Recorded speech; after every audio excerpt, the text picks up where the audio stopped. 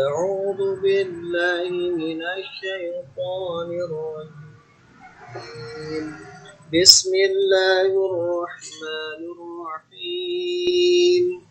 الذين آتيناهم الكتاب يعرفونه كما يعرفون أبناءهم وإن فريقا منهم ليكتمون الحق وهم يعلمون. الحق من ربك فلا تكونن من الممترين.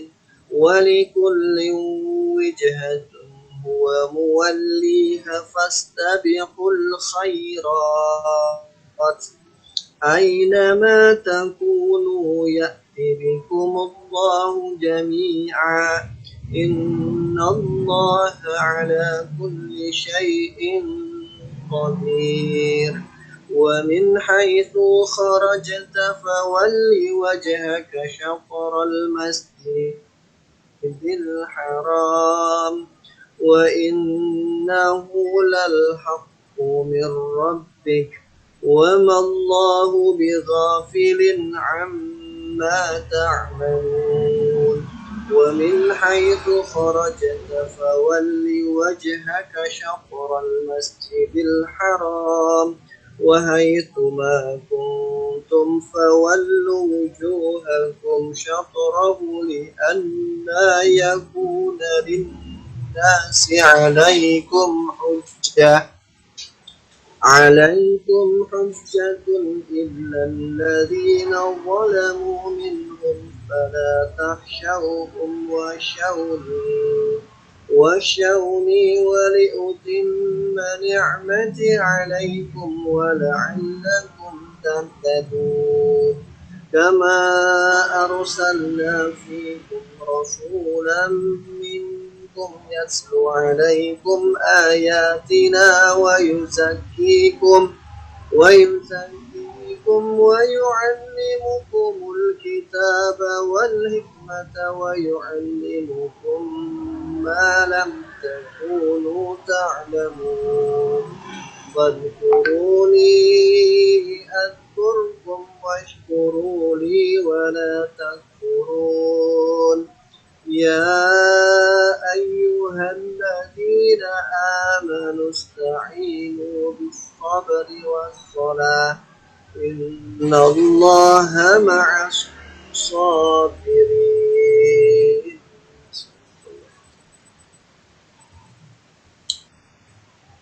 Ya, dilanjut silakan. Pak Haswi dulu boleh. Ayat ke 154 ya. أعوذ بالله من الشيطان الرجيم. بسم الله الرحمن الرحيم. ولا تقولوا لمن يقتل في سبيل الله أموات بل أحياء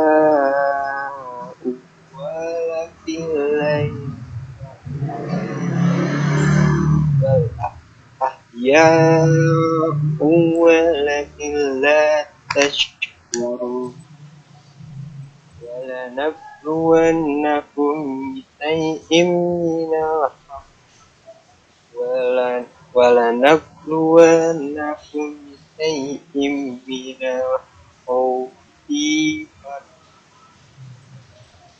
ولنبلونكم بشيء من الخوف والجوع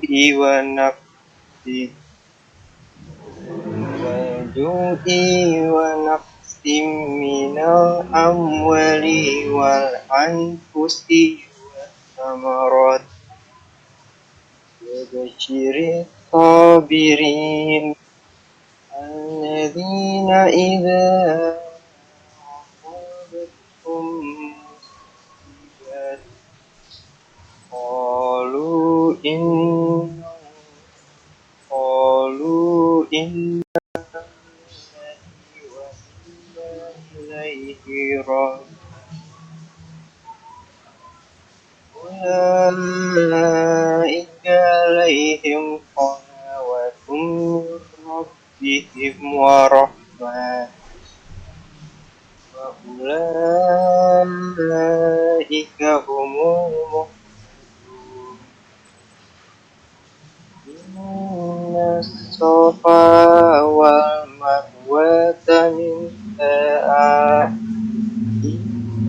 الصفا والمروة من شعائر فمن حج البيت أو اعتمر فلا جناح عليه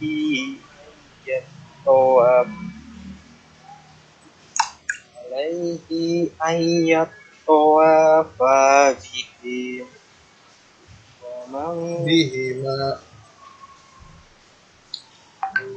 عليه أن يطوف بهما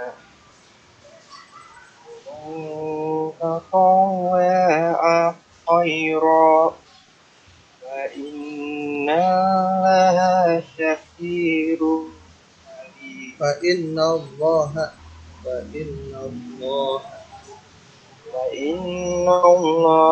شكير عليم إن الذين يحكمون ما أنزلنا من البينات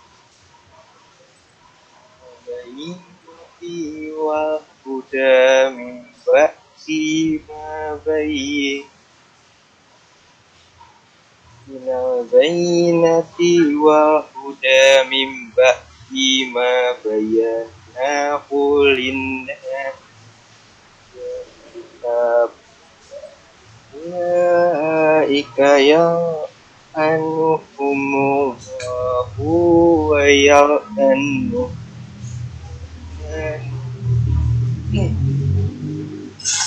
أولئك يلعنهم الله ويلعنهم الذين تابوا وأصلحوا وبينوا أولئك أتوب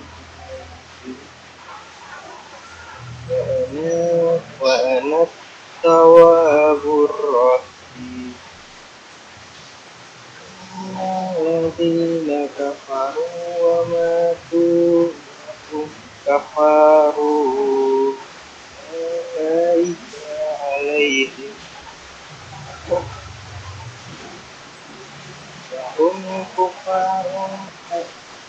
وهم كفار أولئك عليهم لعنة الله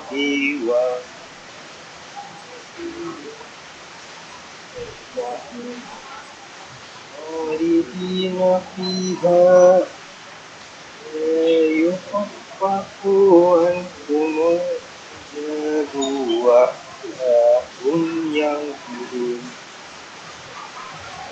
إلهكم إله واحد لا إله إلا هو الرحمن الرحيم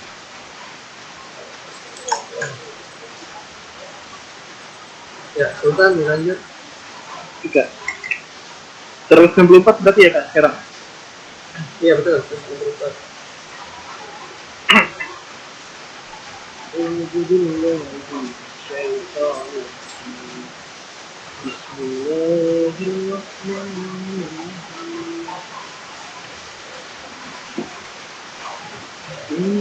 في خلق السماوات والأرض واختلاف الليل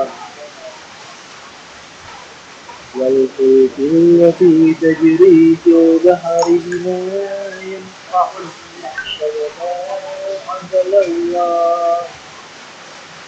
وما أنزل الله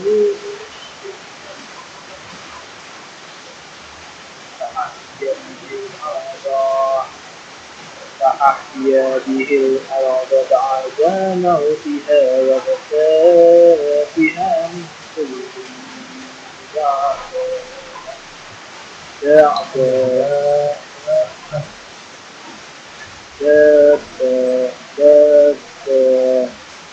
وتسجيل رياح وشهاد المشحار بين السماء والأرض لآية لقوم يعقلون ومن الناس من يتخذ من دون الله أندادا يحبونهم كحب الله والذين آمنوا أشد هدى لله ولو يرى الذين ظلموا إذ يرون عذاب أن القوة لله جميعا وأن الله شديد العذاب استبان الذين تبعوا من الذين اتبعوا ورأوا العذاب وتقطعت بهم الأسباب وقال الذين اتبعوا لو أن لنا قرة فنتبرأ منهم Buka itu.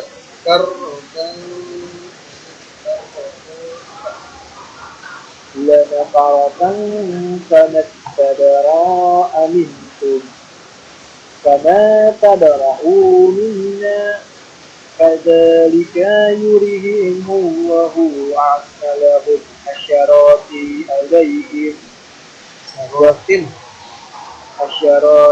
عليهم وما هم بخارجين من النار يا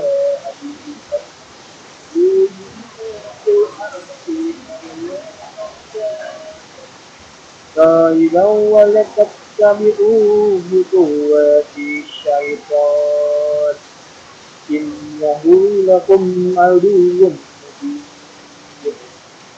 إنما يأمركم بالسوء والفحشاء وأن تقولوا على الله ما لا تعلمون صدق الله العظيم. Lanjut yang keras. Ayat 170 dah.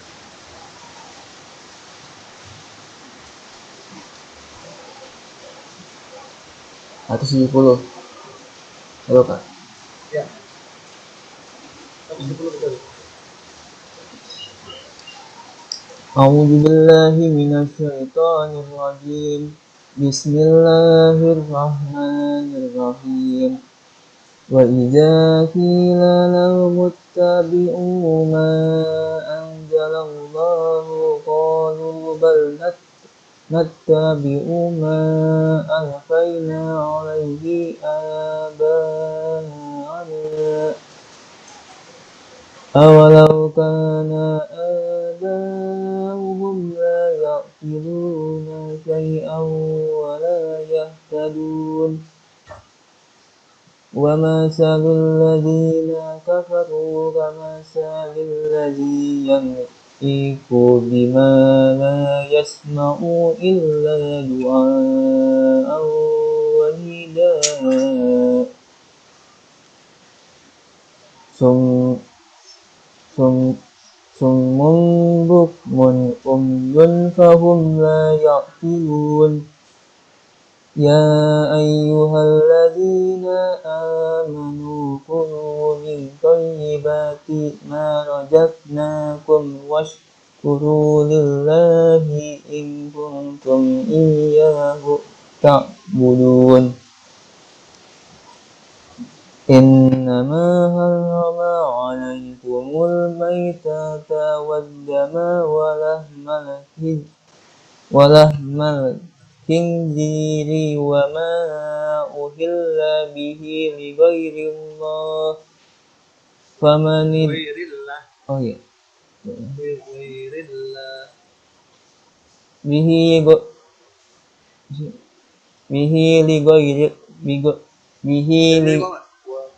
Dari Mama. Wa ma uhilla bihi li ghairillah.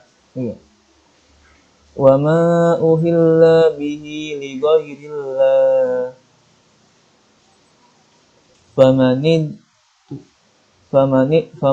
famanid turra ghaira bagin wala adin fala isma alaihi innallaha ghafurur rahim. Innalladzina yaktumuna ma anzalallahu minal kitabi wa yashtaruna bihi samanan qalilan ulaika ma ya'kuluna fi butunihim illan nara wa la yukallimuhumullah ولا يكلمهم الله يوم القيامة ولا يزكيهم ولهم عذاب أليم أولئك الذين اشتروا الضلالة بالهدى والعذاب بالمغفرة فما أصبرهم على النار ذلك بأن الله نزل الكتاب بالحق وإن الذين اختلفوا في الكتاب لفي شقاق بعيد صدق الله العظيم. Ya Fatur, lanjut tuh 277.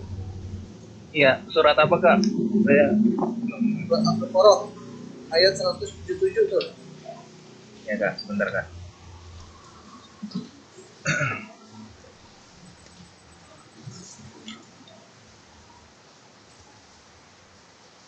A'udzu billahi minasyaitonir rajim. Laisa ya Kak, 177. Al-Baqarah ayat Ya, ya. 107. Ya, Laisa betul. Laisal birra an tuwallu wujuhakum qibalal masyriqi wal maghribi walakinnal birra man amana billahi wal yawmil akhir wal malaikati wal kitabi wan nabi fa'atal mala ala hubbihi dawil qurba wal yatama wal masakin wa banas sabili was sa'ilina wa fir riqab wa aqamas sholata wa ataz zakah wal mufuna bi ahdihim iza ahadu was-sabirina fil ba'sa'i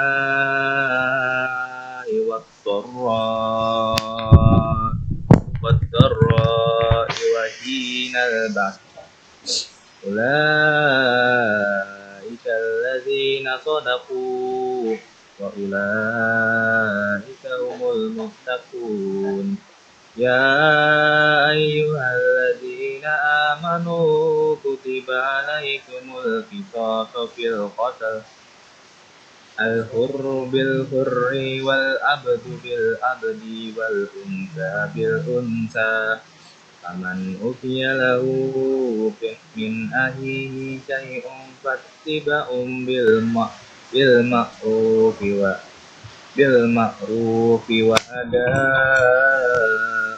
ilaihi bi ihsan dzalika tahqiqum mir rabbikum wa rahmah faman i'tada ba'da dzalika falahu adzabun alim walakum fil qisasi hayatul ya ulil albabi la'allakum tattaqun kutiba alaikum idza hadara ahadakumul mautu in taraka khairanil wasiyatu lil walidaini wal aqrabina bil ma'ruf haqqan 'alal muttaqin faman baddalahu ba'da ma sami'ahu fa innama ismuhu 'alal ladzina yubaddiluna innallaha sami'un alim. Sadaqallahul azim. Baik, alhamdulillah teman-teman. Nih sebelum kita lanjut ke materi hukum nanti dari kesehatan ya, teman-teman, untuk Al-Quran memang mau nggak mau kalau emang kita pingin baik harus sering dibaca ya, memang karena itu nanti akan mempengaruhi kelancaran gitu ya. Memang pasti ya kalau namanya baca Quran itu pahalanya kan banyak, gitu udah tahu ya, pahala per ayatnya itu per hurufnya itu 10 kebaikan. Tapi yang paling penting memang kita untuk memperlancar itu adalah harus sering dibaca. Nah terus kalau baca juga jangan buru-buru teman-teman ya, baca jangan buru-buru, kita harus apa ya, jadi huruf itu ada namanya, ada haknya gitu ya. Jadi kalau misalkan kalau baca itu jangan terburu-buru sampai ada yang terlewat. Kemudian kalau misalkan terkait dengan nafas ya, kalau memang nanti nafasnya nggak kuat, nggak apa-apa, jangan dipaksain teman-teman. Jadi nanti berhenti aja, berhenti. Tapi kita makanya penting juga sih bisa sedikit-sedikit tahu ya tentang bahasa Arab ya. Kalau bisa banyak bagus ya, tapi kalau misalkan enggak, minimal sedikit-sedikit tahu. Jadi kalau berhenti pun juga yang disesuaikan gitu. Dan kalau misalkan mau mulai lagi, itu juga dilihat juga. Jadi contoh gini teman-teman, yang paling gampang, kalau kita berhenti itu sebenarnya paling enak itu kalau ada yang ada tanda wakofnya ya. Jadi kan kita udah tahu ya, ada wakof itu ada kayak mim itu nggak boleh dilanjutin, terus ada lam alif tuh ya. Nah itu sebaiknya dilanjutin. Teman-teman nanti bisa baca di depan Al-Quran, biasanya ada penjelasannya. Terus ada yang hurufnya pola, sola, itu beda-beda tuh, ada jim dan lain-lain. Tapi kalau misalkan berhenti di tanda wakof boleh gitu ya. Nah terus kemudian nanti mulai laginya, kalau misalkan nggak kuat di tanda wakof, gimana kak? Nah mulai laginya nanti biasanya lihat aja di tanda-tanda hubung seperti wa basa, wa ma gitu. Kita mulai dari situ, wal fulki gitu. Jadi dikit-dikit kita tahu, oh itu kan berarti kan wa itu kan dan ya, ntar ada sambungnya, atau summa kayak gitu. Jadi nggak usah ngulang lagi dari yang terlalu panjang, nanti habis juga napasnya juga. Cari yang kira-kira satu kata yang oh ini kata gitu, bukan potongan gitu ya. Jadi kira-kira gitu. Nah terus itu terkait dengan membaca Quran. Nah terus tadi kakak sedikit tadi yang dibaca oleh Elras ya, ayat ke 171. Coba teman-teman buka deh ayat 171. Wa matalul ladzina kafaru kamathalil ladzina yanqu bima la yasma'u illa du'a wa nidaa. Nah nih pas di wanidaa ini disebutnya matiwat. Matiwat ini kayak begini, di akhir kalimat ada fathatain, terus ada wakaf. Itu cara bacanya bagaimana kak? Wanidaa, begitu cara bacanya. Wanida, jadi nggak wanidaan. Kalau mau disambung nanti ngelihat bentuk wakafnya ya. Kalau pola ini kalau nggak salah sebaiknya berhenti dia. Wanidaa, gitu cara bacanya. Jadi A-nya itu dibaca panjang 2 harokat. Itu disebutnya sebagai matiwat. Nanti bisa cari ya matiwat itu apa. Nah terus yang agak menarik tadi di surat yang dibaca oleh Fatur di ayat tadi ya. Nah ayat ke 180 ada nun wikoyah, tadi Fatur udah betul cara bacanya. Khaironil wasiyatu. Nunnya dibaca ya kak? Ya, ini disebutnya namanya nun wikoyah. Coba cari deh. Kutiba alaikum idza hadara ahadakumul mautu in taraka khaira. Nah itu kan berhenti tuh, ada wakaf ya. Kalau dilanjut, ini shola ini boleh dilanjut nih, wakaf shola ini. Khaironil, ada nun kecil kan di bawah ya. Ada nun kecil di bawah itu disebut sebagai nun wikoyah. Itu dibacanya Jadi kalau misalkan si Fatur tadi udah betul khaironil. Jadi kalau misalkan disambung jadi dia bacanya khaironil. Itu disebut sebagai nun hikmah. Nanti bisa cari teman-teman. Nanti banyak juga yang kayak gini ayat begini. Itu tadi masalah tanda baca. Terus teman-teman terkait dengan tadi kan sudah ya buat lancar itu memang nggak mau harus diulang-ulang. Tapi teman-teman juga mesti jangan salah juga. Misalkan ada yang emang hak ya kan yang paling sering itu kita ketemu matobi'i ya, matobi'i yang 2 harokat ya. Contohnya matobi'i kan udah kakak sampaikan ya, kayak misalkan fathah bertemu dengan alif gitu, kasroh bertemu dengan ya. Gampang dulu yang terakhir nih di ayat di lembar terakhir ya. Matobi'i itu kan kita sudah sering bahas ya. Misalkan man amana billah pada ayat ke-177, man amana walakinnal birra man amana billahi, yang panjang-panjang itu dibaca 2 harokat kan ada garis-garis panjang ya. Nah terus ada lagi wal mala yang ada payung-payung itu kan. Kalau sekarang itu Al-Qur'annya alhamdulillah udah relatif mudah ya. Maksudnya udah dipermudah dengan ada tanda-tanda seperti itu. Nah ini kalau yang ada payungnya ini panjang bacanya ya. Ya minimal 4 lah. Wal malaikati. Ini mat wajib mutasil disebutnya. Jadi yang panjang-panjang itu ada mat wajib mutasil, mat jais munfasil. Jadi kalau mat wajib munfasil itu dia itu dalam satu kalimat mat tobi'i bertemu dengan hamzah. Wal malaikati. Jadi mat tobi'i ini yang mana kak? Yang mala, lanya itu kan dia 2 harokat. Dia bertemu dengan hamzah itu mana? Ikati. Nah di kasroh tadi itu ada hamzahnya ikati. Nah itu dalam satu kalimat dia bertemu antara mat tobi'i dengan hamzah, itu disebut mat wajib mutasil. Nah terus kemudian ada yang mirip juga kak, tapi dia tidak di satu kalimat, itu disebut mat jais munfasil. Contohnya apa? Nah, ini ada nih wasairina wadoroi wahina. Pokoknya panjang-panjang ini. Pokoknya kalau misalkan nanti takut bingung ntar disebut istilah yang ada payungnya itu bacanya panjang ya. Gampang gitu aja. Ada payungnya banyak panjang. Itu sedikit terkait dengan ilmu tajwid ya teman-teman. Kita ya emang harus kita perbaiki ya. Mungkin kita belum sempurna, nggak apa-apa. Yang penting kita udah berusaha karena Allah mencatat apa yang kita niatkan, kita amalkan gitu ya. Semoga nanti bisa ada perbaikan.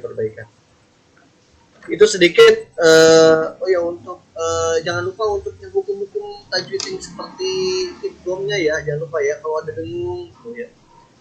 Jangan langsung ngebut gitu ya, ditahan dulu. Gitu. Kalau idgham digunakan memasukkan terus dia ada dengung ya. Terus atau yang mim tasdid gitu.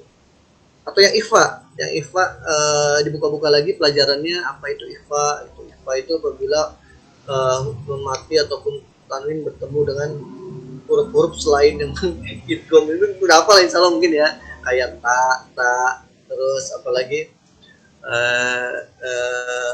ya itulah gitu. Teman-teman mungkin dibuka lagi.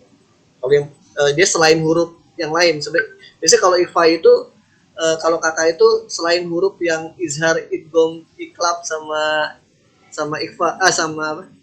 Izhar, idgham sama iklab ya. Kalau iklab kan bertemu dengan ba. Kalau izhar kan hamzah ha, ain ha, ghain ho. Nah kalau yang idgham kan yang ya nun mim mau dan lam ra. Nah selain itu adalah ikhfa. Nah teman-teman nanti itu dibuka lagi pelajarannya. Sekarang udah banyak YouTube, nanti bisa silakan di ini juga diingat-ingat lagi, jangan sampai ilmunya hilang. Dan yang penting kita harus sering dibaca Al-Qur'annya biar nggak lupa. Itu mungkin terkait dengan pelajaran tajwidnya malam hari ini. Ada yang mau tanya nggak untuk yang tajwid baca Qur'annya? Cukup? Kalau cukup kakak kembalikan ke MC. Oh iya teman-teman, kita jangan lupa ya, kita ada program hafalan ya kemarin ya, program hafalan. Kalau yang teman-teman kelompoknya Fatur, Anaba udah hafal ya Tur ya? Waktu itu pernah kita baca ya? Eras sudah hafal kak, Eras? Panu. Alhamdulillah, doain aja. Ya ini nanti kita mulai pekan depan dah, biar yang mungkin yang belum diulang lagi, kita mulai lagi dikatain aja mungkin dari Anaba lagi, mulai pekan depan, insya Allah. Baik, selanjutnya akan kembalikan ke MC untuk acara selanjutnya.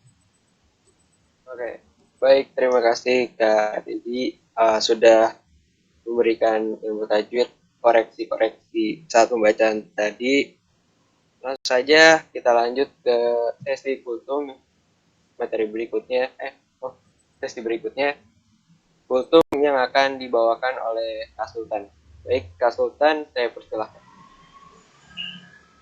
Assalamualaikum warahmatullahi wabarakatuh.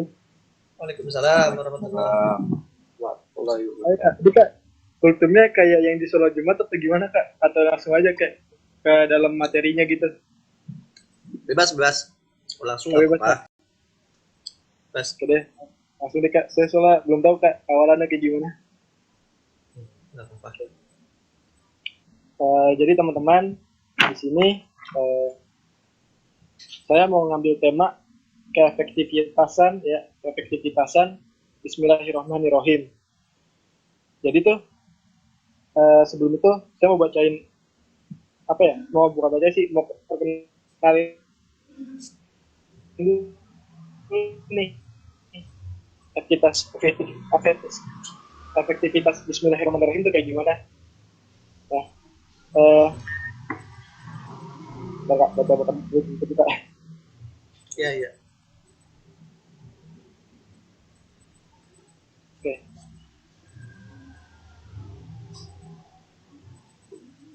Jadi tuh banyak orang kan kayak pas mau ngelakuin sesuatu tuh mereka tuh kayak ngerasa harus ada hasilnya gitu. Kayak misalkan saya belajar tapi saya berharap saya bisa mendapatkan nilai yang besar gitu. Padahal itu belum tentu aslinya. Kalau saya sudah belajar sedemikian kerasnya. Nah, jadi fungsi efektivitas Bismillahirrahmanirrahim di sini tuh ngebuat apa yang kita lakukan diri kita jadi lebih ikhlas, penuh hati, terus gak ngarepin hasil akhirnya, jadi kita serahkan ke Allah Subhanahu Wa Taala. Dan di sini saya kutip surat Al-Mu'minun ayat 72 yang bunyinya Bismillahirrahmanirrahim. Dan tas'aluhum kharaja fakharaju rabbika khairun wa hum khairu rajitin. Artinya, atau engkau Muhammad meminta imbalan kepada mereka, sedangkan imbalan dari Tuhanmu lebih baik, karena dia pemberi rezeki yang terbaik. Nah, kalau kita bisa, kita kan sering lihat ya, dari kita kecil deh gitu. Setiap kita mau belajar nih, kalau kita nggak mau belajar deh, orang tua kita pasti bilangnya kayak, ini belajar dulu, nanti mama kasih mainan deh kalau udah belajar. Nah, seharusnya tuh nggak seperti itu, karena nanti bakal ngilangin kepentingan dan arti dari belajar tuh kayak gimana. Seharusnya dari kecil nih kita ditanamin mindset agar setiap kita ngelakuin sesuatu kita udah tahu nih apa tuh sebab dari hal yang kita lakuin itu ya gimana. Contoh kayak belajar tadi, kalau kita udah tahu nih, kalau kita dari kecil kita udah tahu belajar itu bikin pintar, bukan bikin kita dapat mainan, sampai gede pun kita bakal mikir kita harus belajar terus, biar walaupun hasilnya kadang nggak sesuai sama kita ya kita harapin, tapi masih bisa lah gitu buat ngebuat diri kita lebih improve kayak gitu.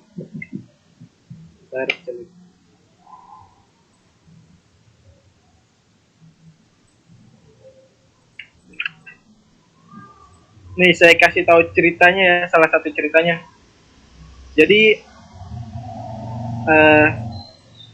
ada dua orang bernama Udin sama Alex. Dia tukang bangunan. Nah, mereka lagi kerja nih. Terus si Alex ini dia kayak ngarepin apa ya, ngitungin upahnya gitu dari setiap kerjaan dia. Cuman kalau si Udin dia kerja benar-benar tulus, ikhlas, apa ya, kayak dijadiin tugas suci gitu kerjanya itu. Nah, sampai beberapa tahun kemudian si Udin ini menjadi kontraktor sukses dibandingkan si Alex. Nah, dari sini kita bisa lihat ya kan, ternyata eh, kalau kita kerja dengan tulus hati gitu, terus kita ngarepin keridhaan Allah dibanding kita ngarepin upahnya, ya memang kita butuh upahnya, tapi keridhaan Allah tuh nomor satu, karena dari ridhonya Allah itu bakal banyak datang rezeki, apa tuh, bakal banyak rezeki yang datang kepada kita gitu. Nah, jadi di sini teman-teman, saya memberikan apa ya, eh, insight baru tentang apa tuh, bukan insight baru sih, pokoknya ya insight baru deh, pokoknya deh kayak gitu deh, seperti itu pokoknya, yang ngebuat wawasan kita semakin luas. Dari yang saya apa tuh, dari keefektivitasan Bismillahirrahmanirrahim ini, kita bisa latih terus, kita nanti bisa berprinsip pada Bismillahirrahmanirrahim, yang artinya tuh jadi kita yang memberi dengan tulus, dan kalau di hubungan sosial tuh bisa saling menyayangi lah dari Bismillahirrahmanirrahim ini. Ya kan, ada kan kayak gitu kak. Makasih kak. Assalamualaikum warahmatullahi wabarakatuh. Waalaikumsalam Tapi ya kalau rada kurang nih, siapanya soalnya belum banget. Ya, bang.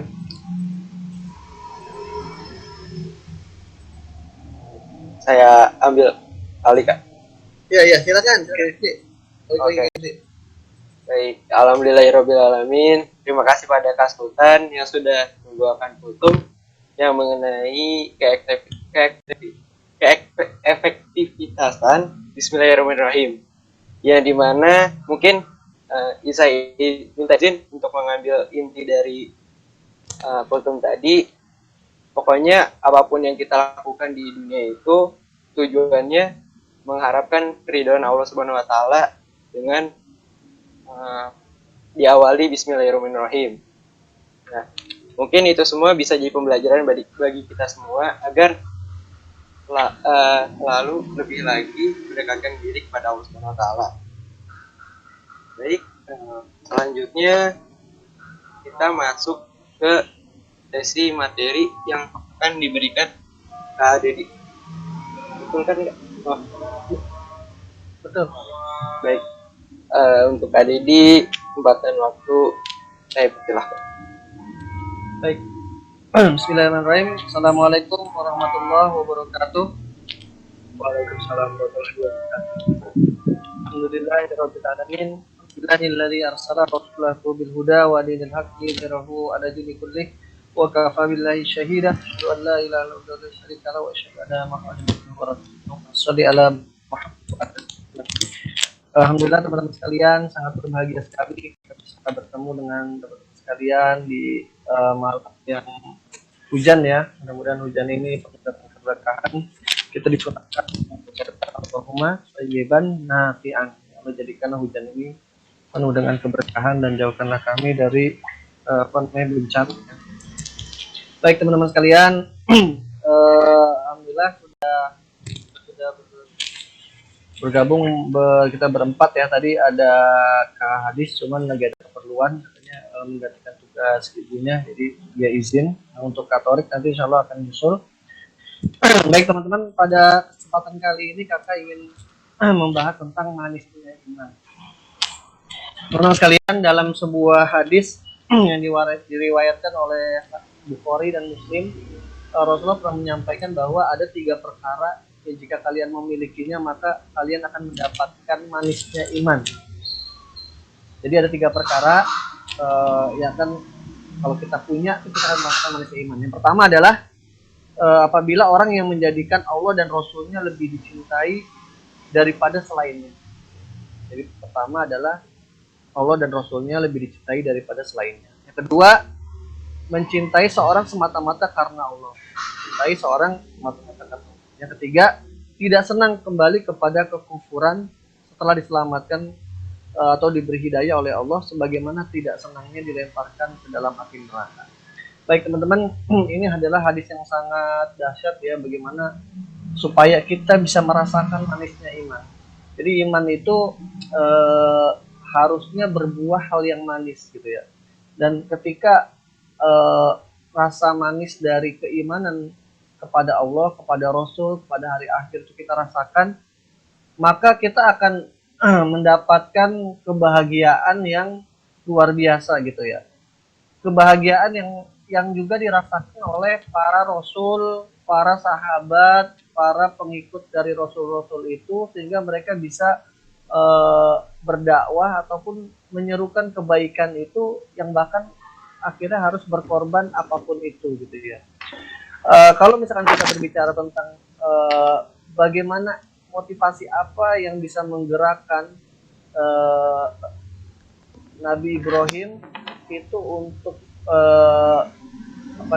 bisa memotong batu dan bahkan berkorban berkeliling ke Taif, ditipusin batu, terus kemudian luka-luka, padahal dia ngajak kebaikan, tapi dia tetap bahagia gitu. Itu adalah manisnya iman. Motivasi apa yang menyebabkan para sahabat itu mau berjihad di jalan Allah itu, perang Badar dengan jumlah yang hanya sepertiganya, dengan persenjataan yang sangat jauh, terus juga dan mereka juga bukan orang-orang tentara yang terlatih ya. Tentara yang perang Badar itu terjadi pada 2 Hijriah, jadi setelah mereka hijrah ke Madinah, dan mereka tidak punya apa-apa, tapi mereka melawan tentara yang memang sudah sangat terlatih, karena tentara Quraisy itu tentara yang jago perang gitu ya. Dan mereka tetap mengerjakan itu, diperintahkan oleh Rasul untuk berjalan ke sumber Badar dan bertempur, mereka jalan. Kenapa mereka bisa begitu? Di antaranya adalah manisnya iman. Banyak sekali fenomena-fenomena kedahsyatan yang tidak masuk akal gitu ya. Bagaimana mungkin gitu ya, seorang seperti Yusuf alaihissalam yang dilemparkan ke dalam sumur, terus kemudian dipenjara gitu ya. Terus kemudian dia bisa bertahan, itu manis. Terus kisah yang lain adalah Nabi Ayub alaihissalam yang menderita penyakit yang sangat lama gitu ya. Allah berikan ujian kepadanya, hartanya terbakar, keluarganya, anak-anaknya terbunuh, kemudian dia menderita sakit yang luar biasa, tapi dia tetap survive. Itu karena manisnya iman. Jadi semua yang motivasi terbesar dari para sahabat itu, para rasul, para bahkan ulama-ulama juga adalah karena manisnya. Mereka betul-betul merasakan kenikmatan yang jauh lebih tinggi dari kenikmatan makan, kenikmatan harta, kenikmatan jabatan, tapi adalah kenikmatan mampu berinteraksi dengan Allah dalam keseharian ya, merasakan bahwa Allah itu mengawasi kita, merasakan bahwa Allah itu menjaga kita, merasakan bagaimana perintah Allah itu kita laksanakan dan akhirnya membuahkan kebahagiaan. Itu adalah karena manisnya. Baik, kita masuk teman-teman sekalian. Yang pertama adalah kalau misalnya kita ingin kita merasakan manisnya iman itu adalah ketika kita mampu merasakan cinta Allah itu ya, mengutamakan cinta kepada Allah itu di atas segalanya. Yang paling gampang adalah mungkin itu terlalu tinggi Kak, kurang ngerti Kak. Maksudnya adalah contoh ya aktualisasi. Ketika kita lagi di perjalanan, terus kemudian kita dengar Allahu Akbar, terus kita langsung ini udah waktu zuhur nih. Terus kemudian kita berhenti, memarkirkan motor kita, terus kemudian kita menyegerakan untuk ke masjid dan kemudian kita sholat. Walaupun kita mungkin ada di mana gitu ya, bukan di rumah, bukan di ini, tapi di perjalanan. Dan itu Allah gantikan dengan balasan yang luar biasa gitu, di antaranya ketenangan hati, kebahagiaan gitu. dan insya Allah Allah akan berikan balasan yang luar biasa. Nah teman-teman sekalian, itu diantara tanda manusia iman itu ada tanda kita mendapatkan cinta dari Allah. Sebagaimana kalau para sahabat itu kan dalam surat Al-Nasr ya Al-Bayyinah radhiyallahu anhum wa radu an, mereka itu orang-orang yang Allah ridhoi dan mereka pun ridho pada Allah. Atau yuhibbuhum wa yuhibbuna, Allah mencintai mereka dan mereka pun mencintai Allah gitu. Jadi kalau sebagaimana orang yang dia itu cinta gitu ya, dia pasti akan rela untuk berkorban gitu. Tadi sedikit namanya alamatul habba atau cara ciri-ciri cinta itu adalah yang pertama itu kita selalu teringat. Dalam hal ini ketika kita mahabbatullah, ketika kita cinta kepada Allah itu selalu ingat sama Allah. Ingat kepada Allah itu apa saja, ya apapun itu dalam sehari-hari. Kalau misalkan dalam perjalanan apa ingat itu. Ketika kita lagi di jalan sambil naik motor, daripada ngelamun kita berpikir. Nah itu tanda kita mengingat Allah. Jadi cirinya itu pertama itu kita selalu ingat kepada Allah. Oh iya. Nah itu akan tercipta namanya mahabbah. Itu apa lagi? Yang kedua adalah sering berpikir menyebut-nyebut. Itu diantaranya berzikir, menyebut nama Allah. Jadi itu. Terus apa lagi? Terus kita rela berkorban. Jadi kalau misalkan Allah perintahkan ketika udah waktunya sholat, ya kita rela berkorban. Oh itu, tapi kan saya berjualan, yang paling cuma 5 menit, 10 menit sholat berapa lama sih? Paling 15 menit. Nah, makanya nanti kita akhirnya kalau belajar juga ini waktu iya itu mau sholat, pasang alarm dan lain-lain bisa. Nah itu, dan akhirnya kita khauf dan roja, kita takut dan berharap. Takutnya takut kalau Allah nanti marah sama kita bagaimana. Jadi kalau misalkan nanti Allah marah, kalau kita mungkin suatu saat kita akan mengalami dilema di mana kita mungkin kalau yang punya proyek gitu ya, dapat proyek tapi kita belum yakin ini kehalalannya atau masih subhat ini. Nah itu diuji tuh keimanan kita. Nah orang-orang yang memiliki sifat takut kepada Allah, khauf tadi, dia pasti akan mendahulukan bahwa oh ini suatu hal yang halal, ini suatu hal yang haram. Nah ketika suatu hal yang haram itu masuk ke dalam tubuh kita, tentu harta itu akan berubah menjadi makanan terus kemudian kita makan dan kemudian menjadi darah, kemudian menjadi daging, dan itu makanya kita dilarang untuk memakan harta-harta yang tidak halal seperti itu. Karena itu akan mempengaruhi kita juga beribadah kepada Allah. Dan bisa jadi walau alam ya, bisa jadi kita malas beribadah itu, bisa jadi harta di antara harta kita ada harta yang mungkin walaupun tidak haram, subhat itu tidak jelas hukum, maksudnya masih abu-abu gitu ya. Misalkan kita nemu barang terus kita pakai, padahal kita belum tahu nih barang siapa nih, nah itu bisa jadi masuk subhat ya. Banyaklah hal-hal seperti itu. Jadi harta yang masuk ke dalam diri kita harus ada betul harta yang halal. Oke, tadi kita masuk ke ini ya. Memprioritas kita kepada Allah itu akan menghasilkan perasaan ridho. Nah, teman-teman sekalian, ketika kita itu betul-betul cinta kepada Allah itu, maka kita akan apa yang kita lakukan itu kita penuh ridho. Sebagaimana doa kita kan, zikir kita ya al-masurat ya raditu billahi rabbana wa bil islami dinan wa bi Muhammadin nabiyyan wa rasul. Ya Allah, aku ridho ya Allah, raditu billahi rabb, aku ridho engkau sebagai Tuhan, wa bil islami dinan, dan Islam sebagai agama, wa bi Muhammadin nabiyyan wa rasul, dan Nabi Muhammad sebagai rasul. Jadi teman-teman sekalian, ridhonya ini pun juga ketika kita melaksanakan kewajiban Allah yang dilarang, seperti berpuasa, misalkan kita diperintahkan untuk tidak makan dan minum, kita juga karena memang ini Allah yang memerintahkan. Ketika kita sholat pun kita penuh dengan keberdoaan, sehingga ketika kita melaksanakan dengan tulus, maka kita akan ridho. Sebagaimana mungkin kalau misalkan orang tua kita tahu orang tua kita sayang sama kita, ya, orang tua kita itu bekerja menafkahi kita, terus kemudian menyekolahkan kita. Suatu saat orang tua kita nyuruh, nah tolong nak bantu ibu belikan sesuatu sana ke warung. Nah, ketika kita sudah memiliki rasa cinta, maka kita akan ridho, oh iya Bu baik. Kecuali memang kita tidak punya sifat itu aneh gitu ya. Jadi kalau kita sudah cinta, kita akan ridho. Nah terus jadi setelah seorang itu sudah ridho, itu tadi tuh muncul tuh. Ketika kita beribadah, kita akan merasakan kenikmatan gitu ya.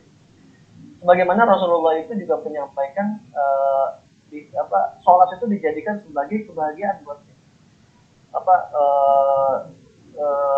Sebagai hiburan, sebagai kalau misalkan Rasul itu kalau penat itu di sholat.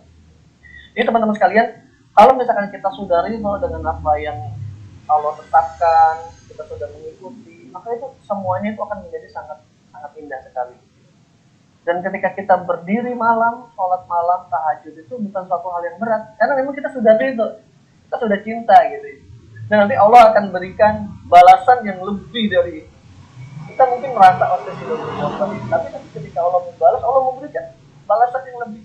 Mungkin ketenangan, mungkin ketentraman, dan nanti Allah akan berikan keberkahan banyak sekali. Dan itulah yang menyebabkan para sahabat, para Rasul itu mampu bergerak menjalankan perintahnya itu karena dia sudah merasakan bahwa nikmatnya mendapatkan ridha Allah, menikmatnya merasakan keimanan itu. Nah terus kemudian ada fenomena yang luar biasa juga ketika turunnya ayat Homer dan ayat Hijab. Jadi pada suatu saat itu bentukan Rasulullah itu, para sahabat-sahabat yang sudah dididik oleh Rasulullah itu Allah perintahkan untuk yang akhwat itu untuk menggunakan jilbab. Tapi pada saat itu belum ada. Kalau sekarang mungkin ada toko robani gitu ya, toko nibrat gitu kan, toko jilbab ya. Kalau dulu mereka nggak ada gitu, cuma dikasih tahu suruh tutup disuruh tutup kain panjang dari atas malah sampai dadanya, dan mereka ketika mereka sudah merasakan manisnya iman itu, udah mereka apa aja yang ditemuin dipakai. Mereka ada kain apa dipotong, diketiket gitu ya, dan ditutup gitu. Jadi ketika sudah merasakan manisnya iman, mereka suatu saat mendapatkan perintah dari Rasul dan dari Allah, mereka akan mengerjakannya dengan segera dan dengan ridho. Begitu juga dengan ketika turunnya ayat Homer juga. Ayat Homer itu turun 3 fase. Fase yang pertama itu dijelaskan bahwa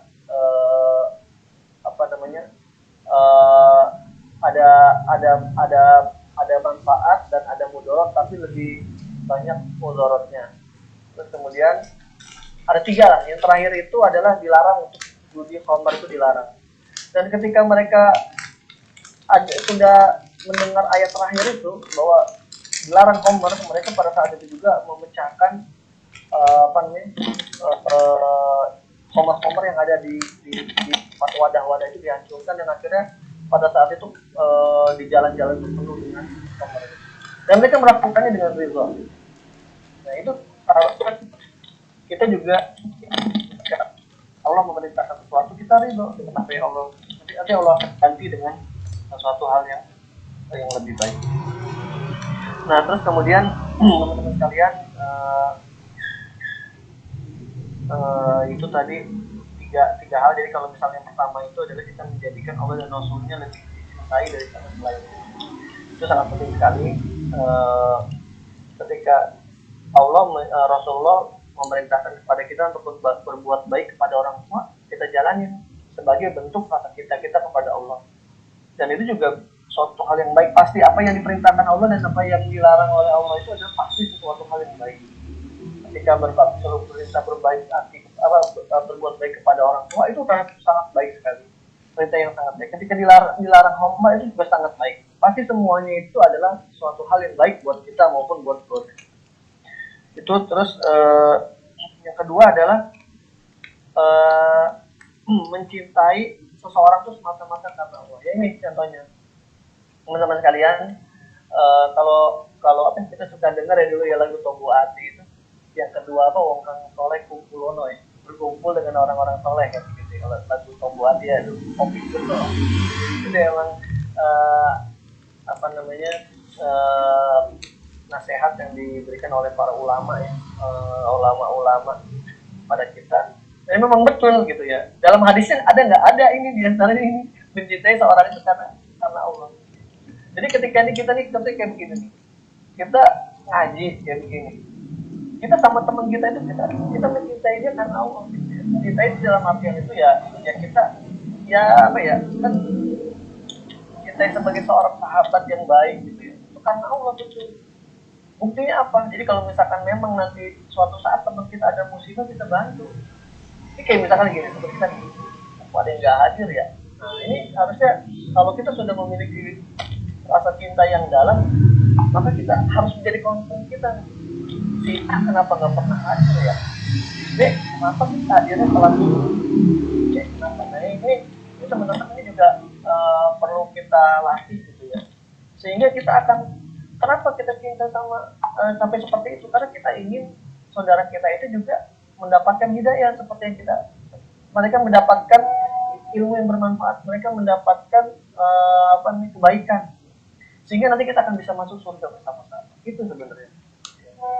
Dan ya mungkin ini awalannya mungkin nggak biasa ya, tapi ini merupakan bagian dari rasa cinta kita kepada saudara kita. Jadi dibiasakan mungkin nanti teman-teman nih kalau misalkan di kelompok kita nih ada yang nggak hadir nih, ingetin. Atau sebelum mulai ingetin, dan insya Allah itu juga akan berbuat juga kebaikan juga kepada kita.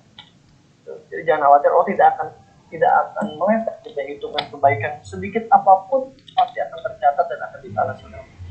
Terus yang ketiga adalah tidak senang kembali kepada kekufuran sebagaimana telah diselamatkan oleh Allah, sebagaimana tidak senangkannya lempar ke dalam neraka. Maksudnya apa teman-teman? Jadi kalau misalkan kalau kita memiliki sifat ini, jadi kita nggak senang berbuat kemaksiatan lagi gitu ya. Mungkin di antara kita ada yang punya memori gitu ya ketika SMA atau ketika SMP itu sebagai anak yang badung misalnya gitu ya. Badungnya gimana? Ya maksudnya suka berbuat yang nggak hilang. Mungkin kalau ada yang pernah minuman keras, kita bertaubat ya mudah-mudahan dijauhkan. Yang pernah mungkin durhaka sama orang tua, membentak orang tua, kita beristighfar dan kita minta ampun kepada Allah, minta maaf. Atau mungkin ada yang pernah mungkin suka ngebully temennya, itu. Jadi seorang yang merasakan manusia yang punya sifat ini, dia itu nggak mau lagi kembali kepada kemaksiatan sebelumnya. Dan kita mungkin ya teman-teman ya, saat ini Allah itu bisa jadi masih menjaga kita dari aib-aib kita. Jadi Allah itu sayang banget sama kita.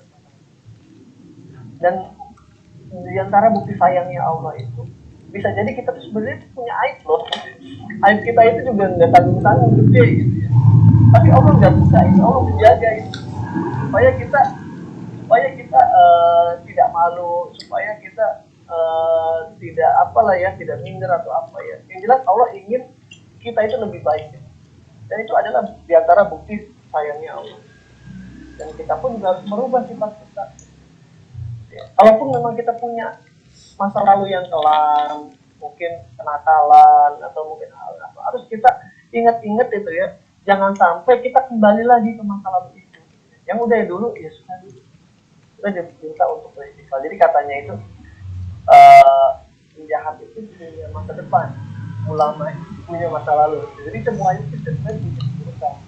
Kalau orang yang berbuat ahli maksiat, tapi dengan adanya usia dia masih punya masa depan kok. Dia masih bisa bertaubat kok, dia masih bisa beristighfar kok. Sepanjang dia berjanji sama dengan kesempatan usia yang masih saya punya itu, saya akan berubah ya Allah. Beristighfar ya Allah, karena saya ya Allah. Ganti story kita, buku catatan kita yang dulu yang penuh dengan mungkin lu sempet pergaulannya juga kurang baik misalkan, atau mungkin sekarang nggak ada ya dulu zaman akan tawuran misalkan dulu, atau mungkin pernah miras, narkoba, atau mungkin pernah dengan lawan jenis yang berlebihan, terus juga mungkin pernah berbuat, kita stop dan stop istighfar gitu. Kita buka lembaran baru kita yang udah dulu udah kita bertaubat dan kita berharap Allah mengampunkan dosa kita, dan kita mulai lagi dari lembaran baru lagi, buka lagi lembaran baru, bikin lagi rencana kita yang baik. Nah terus lanjut lagi teman-teman, jadi kita disempurnakan cinta kita kepada Allah itu, kita ridho kita kepada Allah itu dengan menjalankan apa yang Allah perintahkan. Dan kalau misalkan kan ada di dalam Al-Baqarah itu eh,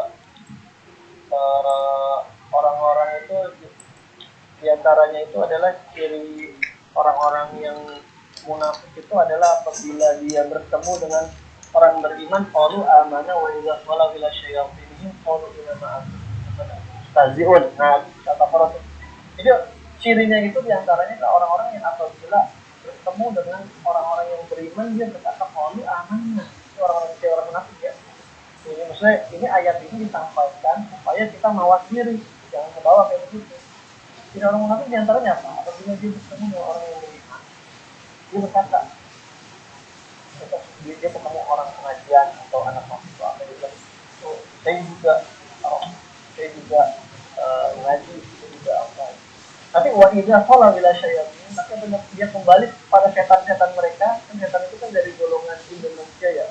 Apabila ketemu dengan teman mereka yang badu, qalu inna ma'akum. Sebenarnya saya juga bareng kalian, saya kalian ini mana nahnu gitu. Saya orang yang berolok-olok. Jadi dia lain di depan, lain di belakang. Jadi sifat ini yang sangat dilarang tidak boleh. Jadi kalau kita memang sudah mau hijrah dari yang dulu, saya pengen berubah, saya pengen tidak seperti dulu. Jadi saya ya diantaranya ya mengurangi berinteraksi dengan teman-teman yang seperti itu, nanti besarnya bisa terbawa lagi. Apakah harus putus hubungan? Enggak harus putus atau lain, tapi kita sudah bisa membatasi diri. Kalau misalkan dia itu malah membahayakan sekali, kalau menurut saya nggak apa-apa, ya udah nggak usah aja, hanya seperlunya saja. Nah itu teman-teman, jadi kita menolak apapun yang menyebabkan Allah itu murka kepada kita.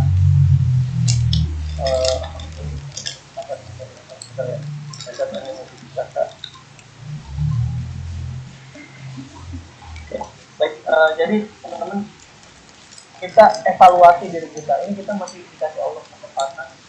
Teman-teman sekalian, kalau kita melihat bagaimana kondisi negeri ini ya, di mana musibah itu sudah berganti, dan kita melihat tetangga kita dulunya ada, sekarang tidak ada, udah dipanggil Allah. Mungkin ada saudara kita, ada orang tua kita, dan ini menandakan bahwa ya tidak ada yang tahu kuno gitu ya, apakah mungkin kita kapan kita Allah masih kita. Yang jelas kita harus menyiapkan dari sekarang. Nah itu lanjut lagi, teman-teman sekalian, kesimpulannya adalah ya. Jadi setiap muslim akan merasakan lezatnya iman jika mengutamakan mahabbah atau cintanya kepada Allah dan Rasulnya mengalahkan mahabbah pada selainnya. Kesimpulan yang pertama. Jadi hendaklah kita ketika beribadah itu, ketika belajar itu didasarkan kepada rasa cinta kita kepada Allah dan Rasul. Karena dengan rasa cinta itu kita akan bekerja dengan baik dan maksimal. Contohnya apa? Kalau kita hobi ya, kita punya hobi kita misalkan main bulu tangkis gitu ya, atau main futsal gitu ya, atau main basket nih, kayak Sultan misalnya main basket. Itu kalau kita udah hobi, udah cinta, walaupun mungkin suatu saat kita diajak sama temennya, kita main yuk, gimana gitu, jauh ya, pakai ongkos, terus jaraknya jauh, luangin waktu, dan mungkin persiapan yang lain, tapi tetap kita jalan. Itu contoh adalah kita cinta. Jadi ketika kita cinta, kita akan rela berkorban. Nah, jadi teman-teman, begitu juga dengan ketika cinta kepada Allah, kita harus rela berkorban. Tapi yakin gitu ya, bahwa Allah itu sebaik-baiknya pemberi balasan. Beda banget dengan kalau kita itu sama temen ya. Kita apa namanya, ingin teman kita itu dekat sama kita kita kan ngajak dia traktir dia atau sering apa segala macam. Tapi bisa jadi suatu saat itu kita tidak mendapatkan balasan yang kita harapkan. Nah, makanya kita ketika kita dengan manusia itu tidak boleh berlebih-lebihan juga berharap berlebih-lebihan, karena bisa jadi suatu saat kita kecewa. Tapi berbeda halnya ketika kita dengan Allah. Ketika kita berharap kepada Allah itu insya Allah tidak akan kecewa. Dan kalaupun memang mungkin, tapi kan saya udah berdoa kak, itu kenapa belum dijawab? Yakinlah bahwa Allah itu tidak akan pernah melencet sedetik pun. Makanya dalam surat salah satu surat Al-Zalzalah, "Wa ya'mal mithqala dzarratin khairan yarah, wa ya'mal mithqala dzarratin." Tidak akan melencet gitu. Kalau kita berbuat kebaikan walaupun sebesar biji zarah pun, maka tidak akan melencet lewat Allah. Begitu juga kita berbuat keburukan. Ya entar balasannya itu di dunia atau di akhirat, tapi yang jelas tidak akan pernah melencet. Yakin gitu.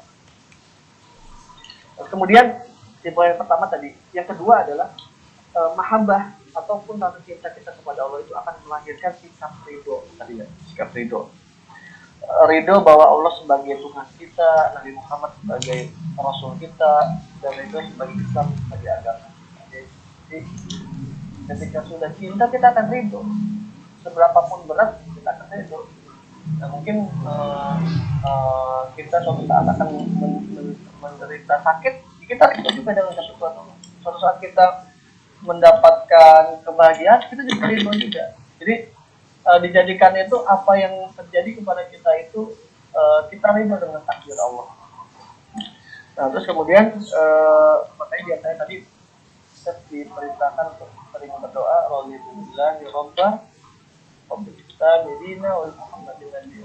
Jadi sehingga kalaupun suatu saat ada sesuatu yang tidak mengenakan kita, ketika kita sudah ridho dengan ketentuan Allah itu, maka itu akan menjadi suatu hal yang tidak terlalu sakit dan terlalu dalam. Karena kita yakin bahwa Allah mencatat kok apa yang ketika saya bersabar, dan Allah akan menggantikan dengan suatu hal yang mungkin saat ini saya belum tahu manfaatnya, tapi suatu saat ini pasti adalah sebuah kebaikan.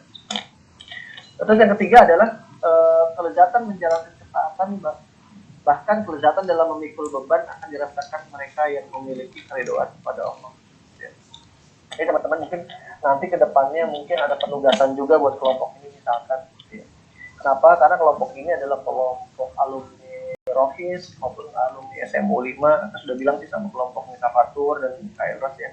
Dan kelompok ini juga ke depannya mereka berharap nanti teman-teman juga bisa support adik-adik kelas kita yang ada di SMA. Kenapa? Karena ini bagian dari tanggung jawab kita dan bagian dari ladang amal kita.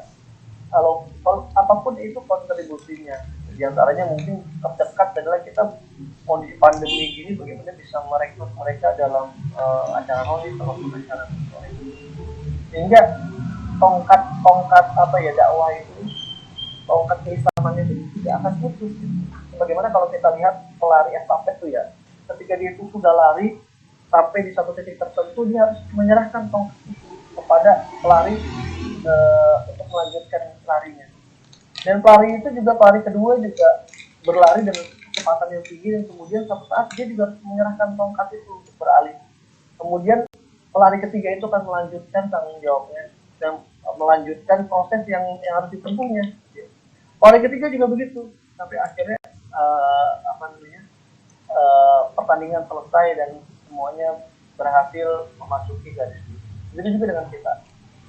Para nabi, para rasul mengajarkan itu, bagaimana para nabi, para rasul itu mengajarkan kepada murid-muridnya, para sahabatnya, kemudian para sahabat juga mengajarkan bagaimana Allah mengajarkan para sahabat mengajarkan para tabiin mengajarkan para tabiin, dan kemudian ilmu itu mengalir berestafet dan akhirnya mengalir juga kepada kita. Dan ini merupakan apa yang kita terima itu merupakan buah dari ilmu-ilmu mereka. Dan ketika kita mendapatkan ilmu itu, kita melaksanakan, dan pahala pun akan juga mengalir kepada mereka. Dan kakak berharap juga tongkat estafet ini juga akan bergulir gitu. dari kita pada adik-adik kelas kita bergulir lagi sehingga semua akan mendapatkan kebaikan. Kita semua bisa masuk surga. Mungkin itu sedikit tausiah materi pada kesempatan malam ini. Mudah-mudahan bisa memotivasi kita, bersemangat kepada kita, sehingga kita bisa mendapatkan betul-betul rasa rasa ridho, rasa cinta kita kepada Allah, dan akhirnya kita bisa melaksanakan seluruh aktivitas kita itu dengan senang dan tanpa beban seperti itu. Dan akhirnya kita dicatat oleh Allah dengan penuh banyak catatan kebaikan untuk sebagai modal kita nanti kembali ke kampung akhirat dan masuk dalam surga. Amin.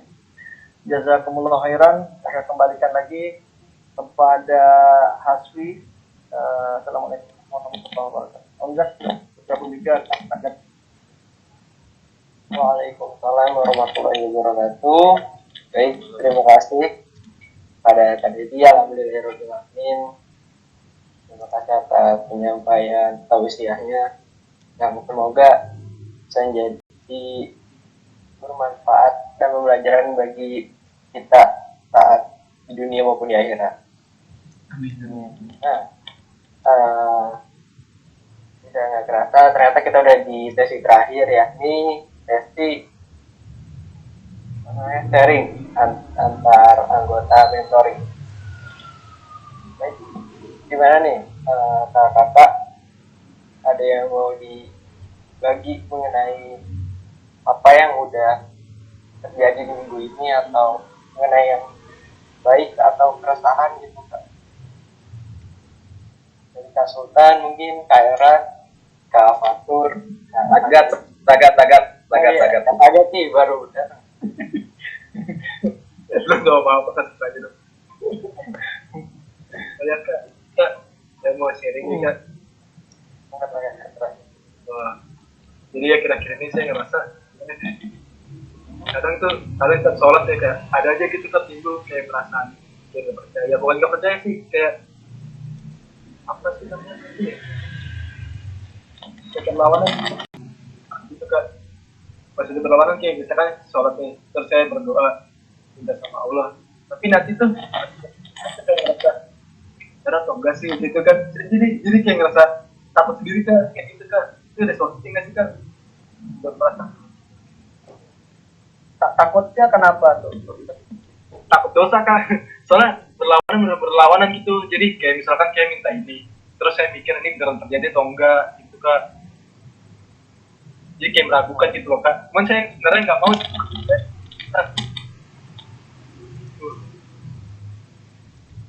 Udah berapa minggu gitu saya ngerasa kayak gini. Takut aja Kak saya nggak. Baik, terima kasih. Mungkin ada yang mau jawab? Ada yang mau bantu? Tagat. Alhamdulillah Tagat sudah bergabung. Nanti dia baru ini dia penyesuaian dia. Baik, Sultan ini dalam Al-Baqarah wa idza sa'alaka anni fa inni qarib ujibu da'wata da'i idza da'an falyastajibu li wal yu'minu bi. Dalam surat Al-Baqarah itu biasanya surat tengah-tengah tuh, antara surat apa namanya, Waalaikumsalam, setelah itu sekitar 2 atau 3 ayat setelah itu. Jadi apabila wa idza sa'alaka anni fa inni qarib, Allah berfirman, apabila hambaku bertanya kepadaku, fa inni qarib, sungguh aku ini dekat. Ujibu da'wati da'i idza da'an falyastajibuni wal yu'minu bi. Jadi aku mengabulkan doa pada orang-orang yang berdoa. Jadi kita diperintahkan itu, kalau kita bertanya ya, kurang lebih ayatnya gitu ya, nanti bisa dicari di surat setelah balik ke museum sekitar 180 berapa ya, 188an kira-kira, 186an. Teman-teman, jadi kalau di situ Allah menyampaikan bahwa apabila hambaku bertanya padamu, sesungguhnya aku dekat. Jadi Allah itu sangat dekat dengan kita. Dalam sebuah hadis bahkan lebih dekat daripada ular surat leher kita. Apa yang terbetik dalam jiwa kita itu Allah itu tahu. Dan kita diperintahkan justru untuk merasakan bahwa Allah itu mengawasi kita, kita itu ihsan itu engkau beribadah sebagaimana seolah-olah engkau melihat Allah. Tapi apabila engkau tidak bisa melihat Allah, yakinlah bahwa Allah itu melihatmu, mengawasimu. Jadi kita harus merasa bahwa Allah itu senantiasa mengawasi kita loh. Ketika kita sedang susah, ketika kita sedang bahagia, jadi Allah itu selalu mengawasi kita. Jadi dengan begitu kita akan bersemangat untuk beribadah lanjutannya apa? Tadi sebagai seorang yang mencinta, maka kita harus memiliki karakter diantaranya adalah tadi sering mengingat Allah, sering menyebut-nyebut. Nah, mengingat itu bagaimana tadi ya? Allah itu ada di sini. Allah itu memberi nikmat saya itu banyak banget ya. Allah ngasih kita oksigen. Oksigen tuh saat ini susah banget. Harga tabung oksigen berapa? Gitu. Tapi Allah memberikannya dengan gratis. Gitu ya. Cuma kalau misalkan Allah nggak ngasih kita oksigen atau oksigen ditarik berapa miliar yang saya bayar setiap hari. Allah memberikan saya mata. Nah, padahal kalau mata itu sampai rusak, operasi berapa besar? Kalau misalkan transplantasi dan lain-lain, atau ginjal rusak, ada transplantasi ginjal yang pakai ginjal orang, berapa miliar itu Allah itu senantiasa selalu memberikan saya banyak rezeki sekali. Nah, saya harus banyak bersyukur. Nah itu, jadi kita selalu ingat itu, merasakan bahwa Allah itu mengawasi kita. Terus kemudian kita sering berzikir, menyebut-nyebut Allah. Kalau misalkan sebaiknya pun kalau ketika kita sholat pun kita memahami artinya. Nah, ini penting banget teman-teman. Jadi kalau kita sholat itu ataupun kita, contohnya nggak usah jauh-jauh deh. Kalau kita baca, kita lagi sholat tahajud, kita baca surat Al-Fatihah, kita hayati, kita tahu artinya, terus kita dalami, itu sholat kita akan lebih dahsyat dibandingkan apabila kita hanya ngejar target, waktu jam sholat saya sholat. Jadi itu, jadi kita merasakan bahwa Allah itu senantiasa melihat kita dan kita pun berusaha untuk mendekat gitu, mendekat. Dalam hadis yang lain itu kalau misalnya kita coba mendekat kepada Allah itu dengan berjalan, ini ada sebuah hadis. Maka Allah, ini perumpamaan tapi ya, nggak takut. Maka Allah akan mendekati kita dengan berlari. Kalau kita dengan berlari, maka Allah mendekati dengan lebih cepat lagi. Jadi Allah itu tergantung perkiraan hambanya kita. Allah itu sangat senang apabila kita bertaubat. Nah, terus bagaimana Kak dengan ibadah saya Kak? Ya itu kita dalami lagi gitu ya. Kita dalami lagi, kita tahu artinya, terus kita akhirnya timbul rasa ikut di situ. Kalau ada was-was itu bisa jadi juga buat setan. Makanya kita diperintahkan bertawus, kaum tidak Indonesia, atau belum pada udah godaan setan. Sehingga itu akan menjadi benteng kita. Jadi memang kalau namanya setan itu dia akan menyerang kepada was-was, yuwaswisufi sudurin nas, rasa was-was yang ada di dalam dada kita, dalam diri kita. Dia akan menyerang ke situ. Dia akan membuat kita, ketika mungkin pernah ada pengalaman nggak sih di antara kita pas kita sholat itu 2 atau 3 ya? Tadi kayaknya ini 2 nih. Tapi kita udah berapa rakaat kita ya? Nah, itu. Atau bisa juga kita ngerasa tapi saya takut berteriak. Nah itu kayak gitu. Padahal infak aja gitu ya. Kalau urusan dia kita beristighfar habis itu. Tapi tetap infak harus bicara. Jadi jangan juga menjadi ketakutan kita yang berlebihan sehingga akhirnya kita tidak menjadi beramal. Itu sangat penting. Kemudian beramal kita mesti sebaiknya tahu maksudnya apa, esensinya apa, sehingga kita akan lebih redo di situ. Nah, terus senantiasa merasa bahwa Allah itu melihat kita, memperhatikan kita, sehingga kita mampu menjaga diri. Masa sih ketika Allah mengawasi kita berbuat mencuri, misalkan nggak usah jauh-jauh, mungkin dulu waktu kita SMA. Masa sih ketika ada pak guru di samping kita mau nyelontek? Masa sih ada pembina rohis kita, peperatik kita mencuri atau apa gitu? Nggak mungkin ya. Itu aja baru manusia, apalagi kalau Allah yang mengawasi kita. Maka insya Allah kita bisa terlindungi, terjaga dari perbuatan manusia. Mudah-mudahan itu sedikit terjawab kali Ustaz. Atau kalau kurang jelas nggak apa-apa ditanyakan lagi. Cukup kak saya mau nambahin kak, boleh nggak kak? Boleh. Silakan. Nih Tan, Oke, siap. biar kagak was-was nih ya, lu sebelum sholat nih, lu baca inian surat Anas kan, auzubillahi minasyaitonirrajim, bismillahirrahmanirrahim. Kalau auzubillahi minas tuh baca dulu, baru niat sholat. Kalau berdasarkan dari pengalaman gua sih, jadi lebih enak aja gitu sholat baca Anas dulu daripada sebelumnya nggak pakai Anas gitu. Saya sih dapat ini dari ini kan kak, dari ya bapak-bapak musola lah gitu. Kayak kalau jadi imam tuh baca surat Anas dulu. Jadi ya kan kita juga paham kan apa makna di surat Anas itu kan, tentang gimana kita sebagai manusia kan, juga kedudukan Allah sebagai Tuhan, juga ada waswasil khannas, pokoknya gitu dah. Dicoba aja deh kayak gitu. Intinya sih emang niat dulu, lu udah mau sholat ya udah lu khusyuk gitu, udah intinya ibadah. Terus juga perkara tadi doa takut haram, ya lu emang doain apaan aja gitu ya, haram. Maksudnya tuh kayak gimana? Abis doa tuh gue kayak ngeraguin gitu. Jadi kita gara-gara ngeraguin itu. Cuman Oh, itu lu meragukan doa lu diijabah gitu, diterima. iya gitu. Cuman itu perasaan doang. Cuman apa ya? Persekian detik dong gue rasa gitu, udah gue nyesel gitu. Gue mikir apa gue ngomong gitu ya. Itu kira-kira Kalau kayak gitu mah jawabannya cuma satu, apa itu? ya lu istighfar aja dulu, ya kan? Ya. Lu kayak gitu dah, Oke. tambah baca surat Anas. Makasih banget sarannya nih. Lengkap lah juga.